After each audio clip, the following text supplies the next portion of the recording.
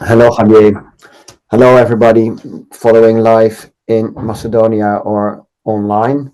It's a pleasure to be with you. I'm representing the European Cultural Foundation.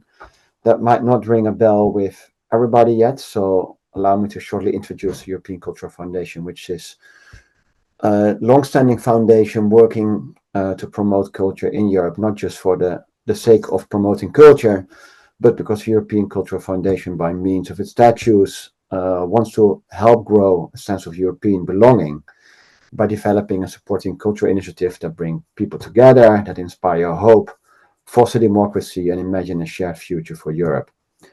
We're now in our 71st year, so we celebrated an anniversary last year.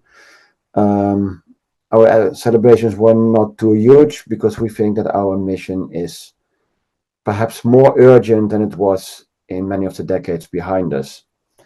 And Javier, when you're talking about governments that try cutting out on culture in times of crisis or times of war, there's a very famous saying that I don't know if it's completely true. A minister proposed to Winston Churchill in the times of the Second World War that maybe they could spend a little bit more money on the war if they will cut down their expenses on arts and culture. And it is too good to be true. So maybe it's not true at all, but it is too good a quote not to use. Then Winston Churchill apparently answered, "But if we were to do so, then why are we fighting a war?" And I think in that little answer lies a lot and below the surface. If we want to make Europe our home, and I think Eurobarometer opinion polls have been showing that there's a growing sense of European belonging with populations in member states. We also see that in many not member states, there is a idea of Europe that they like to belong to. And maybe that idea needs being refreshed with every generation. And then we're talking about the idea of democracy. We're talking about the idea of rule of law. We're talking about culture as a means to learn from others, to learn about yourself in order to reach out to others and build societies together, whether that be for the now or for the future. And it might be, I'm referring to Roger's 10 points in the beginning, that this is a new era. Maybe we're not only living in a post-truth era, but we might be living in a post-law era where a lot of the lawmaking that has built our societies over the last, let's say in Europe, post Second World War years, has built our societies that keeps them together. And that might have been happening at a European level, but that one thing that happened with a lot of nation states when they were emerging in the 19th century, to have national musea, to have national newspapers, to have a national public space, those are things that might still be lacking in Europe.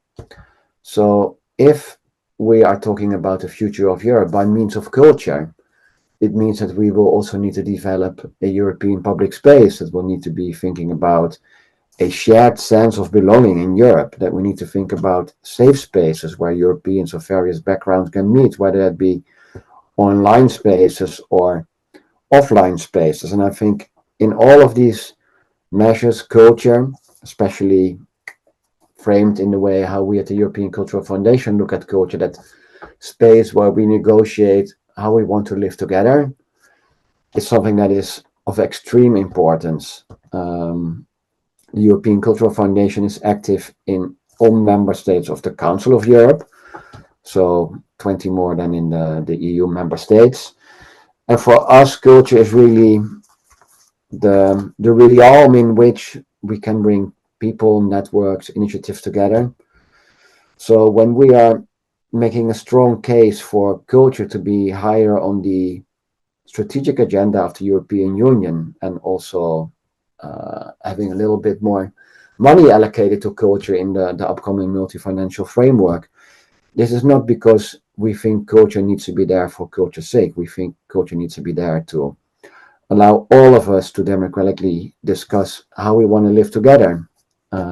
So as part of our campaigning for a more strategic place for culture in finances and strategy of the European Union, we've also stressed that we also need a European cultural deal for Ukraine right now to support the cultural sectors in Ukraine itself, to support cultural diaspora of Ukraine and in the rest of Europe, but also to start thinking already about the rule of law and democracy in Ukraine now and following after the war.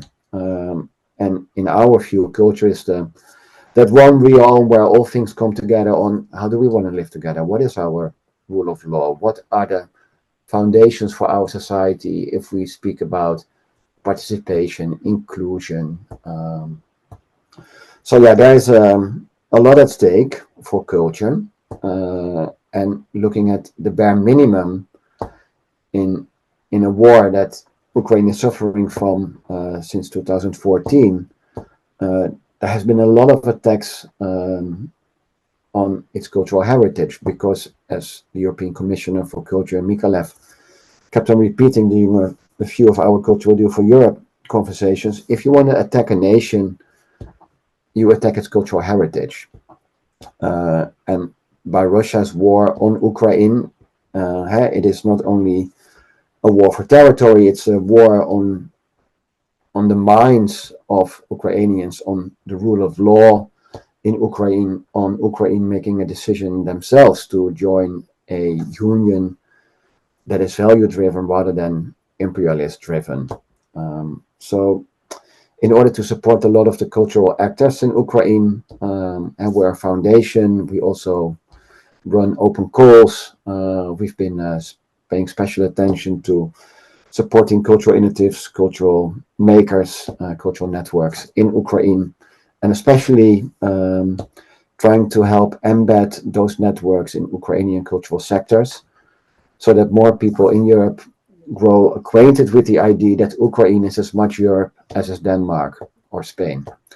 And I think with this very long answer, I might have answered your question, Javier.